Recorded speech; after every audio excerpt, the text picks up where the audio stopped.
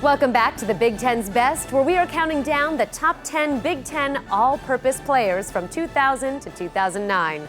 With only 3 spots left, let's bring you the conclusion of our countdown. Next is a triple threat out of State College. Quarterback, receiver, rusher, he could do everything on offense.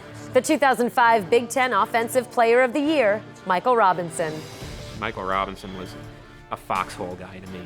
You're in the war, the bullets are flying over your head, you can hear the cannons going off, and all you know what is breaking loose around you. And you want some guy sitting next to you that's going to be able to help you out, that's going to lead you through the fire and make you become a better person in a tough situation than you probably could be.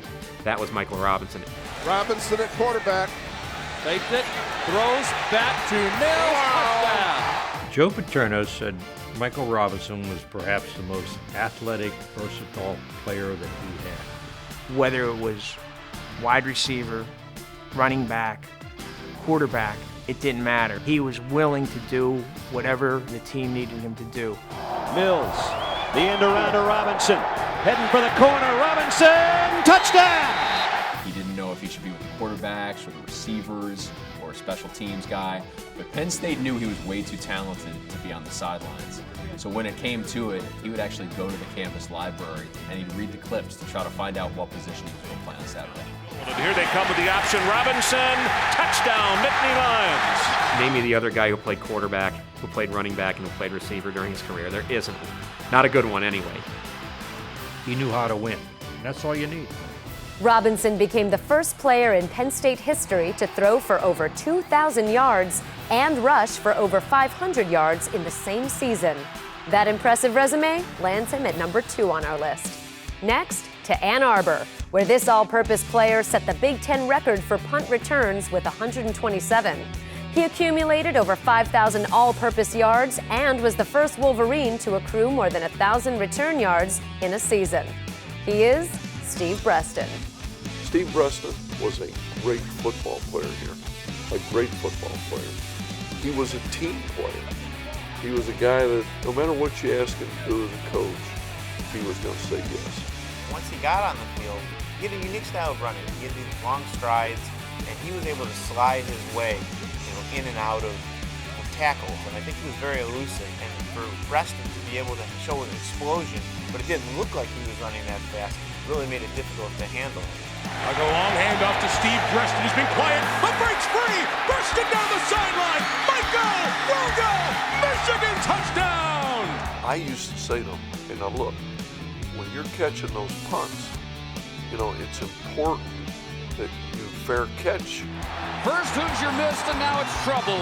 Beatty, the only man back, no chance of stopping Breston. He almost never fair caught punts because he just felt like, first of all, he wasn't afraid of getting hit, and secondly, he knew that if he caught the ball and made that first guy miss, something great was about to happen, something exciting. Steve Breston on the kick from the 5. Breston's got a seam. He might be gone. Steve Breston, the kicker, trying to cut him off and got a piece of him. Breston inside the 30, the 20. Steve Breston's gone. Touchdown, Michigan. Every day, Steve Breston came to play. Breston checks in at number 4 on our list. Only one all-purpose player remains on our list, and this Buckeye did it all. Ted Ginn Jr. Explosive, dangerous. They ought to put a sign on his uniform. Hazardous to your health if you're not a Buckeye.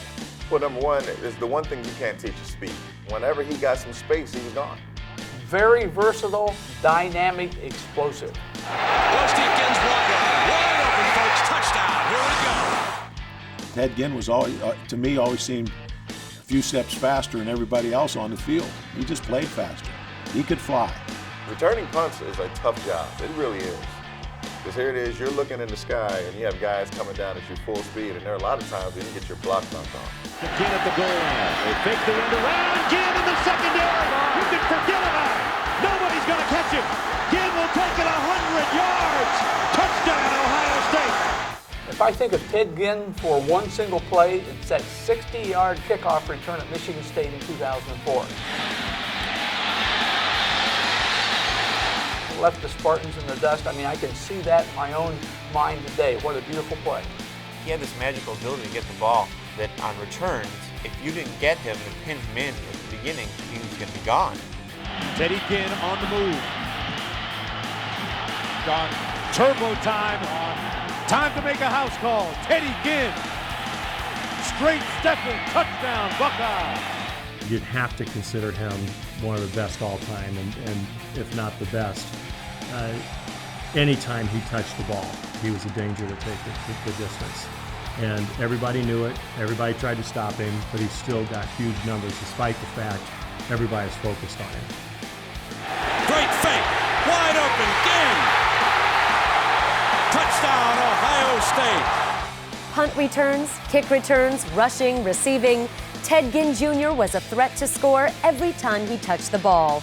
With 4,068 all-purpose yards and 27 touchdowns, he stakes his claim to the #1 spot on our list as the Big Ten's best all-purpose player of the 2000s.